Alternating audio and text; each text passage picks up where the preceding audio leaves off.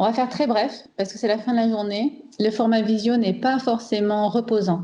Donc moi, je voulais simplement vous dire qu'on a vraiment essayé de vous apporter à la fois des échanges sur des connaissances et puis des outils, des idées de programmes pour cet après-midi.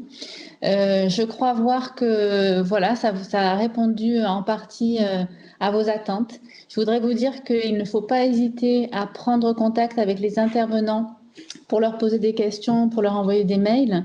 Ils sont tous d'accord pour répondre à vos questions. Et puis les vidéos qui seront retransmises de la journée, donc avec l'accord de tous, peuvent bien sûr être partagées autant que vous le souhaitez. On va vous envoyer un petit questionnaire de satisfaction. N'hésitez pas à faire remonter voilà, ce que vous avez trouvé intéressant. Et puis, malgré les aléas, on a essayé de trouver des solutions. Donc, merci aussi pour votre patience et pour être restés si nombreux jusqu'à ce soir. Peut-être le mot de la fin pour Hervé. Hervé qui est à l'origine aussi de ce colloque, de la volonté de ce colloque. Est-ce que tu veux dire un mot, Hervé?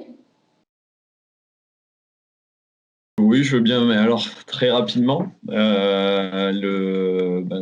trouve que ces interventions, je remercie tous les intervenants. Toutes ces interventions étaient très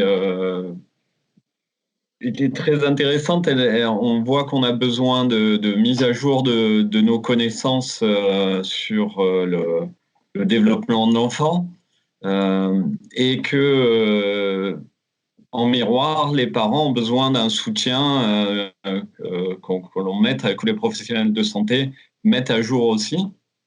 Et moi, ce que je retiens de cette journée, c'est que l'attention, les enfants ont besoin d'attention.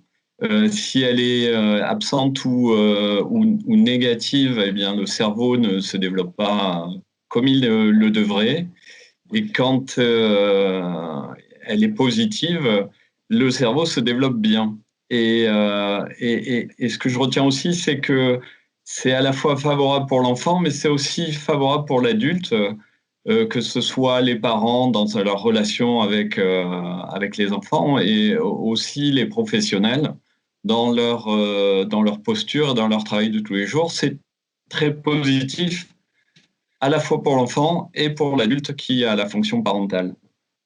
Est-ce que, et juste pour conclure, cette demande d'attention, elle est exprimée aussi par les enfants eux-mêmes.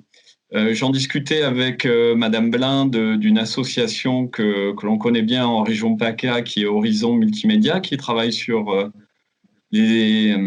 l'exposition aux écrans.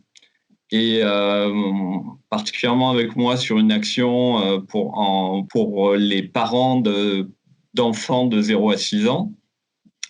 Et elle m'expliquait donc mardi dernier,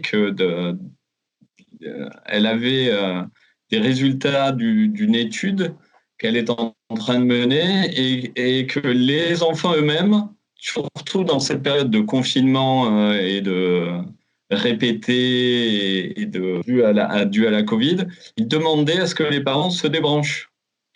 Les enfants trouvent que les parents sont trop connectés et ne leur portent pas assez d'attention. Voilà. Donc, la vérité sortant de la bouche des enfants, je leur laisse ce mot de la fin.